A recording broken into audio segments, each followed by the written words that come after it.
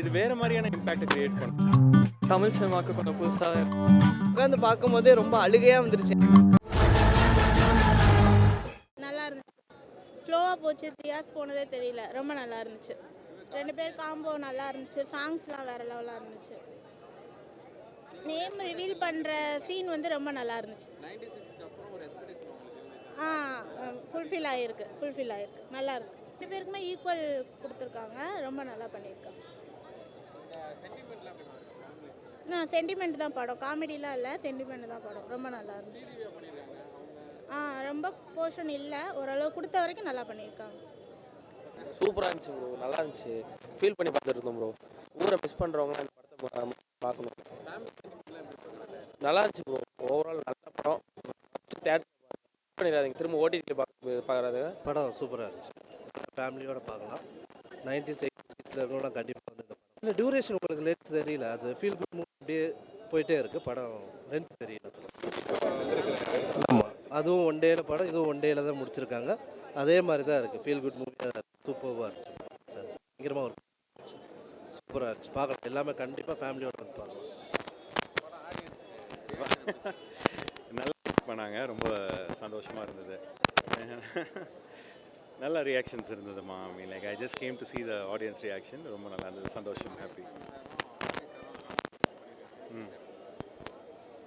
அவங்க காம்பினேஷனே புதுசாக இருந்தது, ப்ளஸ் பார்க்குறதுக்கு ரொம்ப ஃப்ரெஷ்ஷாக இருக்கு இல்லையா. And they gelled very well.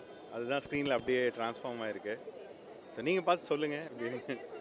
என்னோட வில்லேஜ்க்கே போயிட்டு வந்த மாதிரி இருக்குன்னு ஒரு ஹாப்பினஸ் சொல்றாங்க. ஸோ உங்களுக்கு வந்து இது எவ்வளோ நானும் வந்து எங்கள் சொந்த ஊர் வந்து Sivaganga.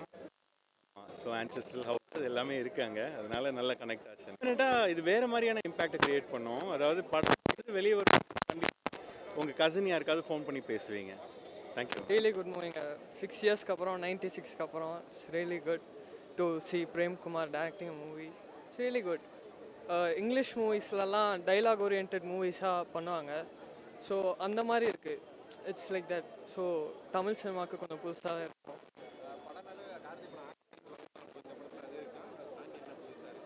It's completely emotional.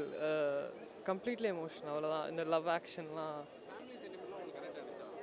S of course. அது கம்ப்ளீட்லி டைலாக் ஓரியன்ட் படங்கிறதுனாலே நல்லாயிருக்கும். நிறைய விஷயங்கள் பேசியிருப்பாங்க. எஸ். ஸோ ரியலி வந்து சூப்பராக இருக்குது. செகண்ட் ஆஃப் என்னென்னா 2 பேர் உட்காந்து பேசுகிறது வந்து கொஞ்சம் லைட்டாக வந்து ஒரு இதாக தான் இருக்குது. பட் வந்து நம்ம கனெக்ட் ஆகி உட்காந்து பார்க்கும்போது நல்லா தான் இருக்குது. வேறு லெவலில் இருக்குது. உட்காந்து பார்க்கும்போதே ரொம்ப அழுகையாக வந்துருச்சு. எனக்கே வந்து கஷ்டப்பட்டு அடக்கிட்டு வந்து பார்த்தேன். பரவாயில்ல, எல்லாருமே போய் பாருங்கள். எப்படின்னா இப்போ நம்ம சொந்த ஊரை விட்டு சென்னைக்கு வந்தவங்களுக்கு வந்து அந்த அருமை தெரியும். அந்த படம் பார்க்கும்போது ஐயோ நம்ம சொந்த ஊரை விட்டுட்டு வந்துட்டோமே அப்படின்னு சொல்லி ஒரு ஃபீல் இருக்கும். கண்டிப்பாக அவங்களுக்கு கனெக்ட் ஆகும். இருக்கிறவங்களுக்கு, இந்த அப்பார்ட்மெண்ட்ஸில் வாழ்கிறவங்களுக்கு இருக்குமான்னு தெரில.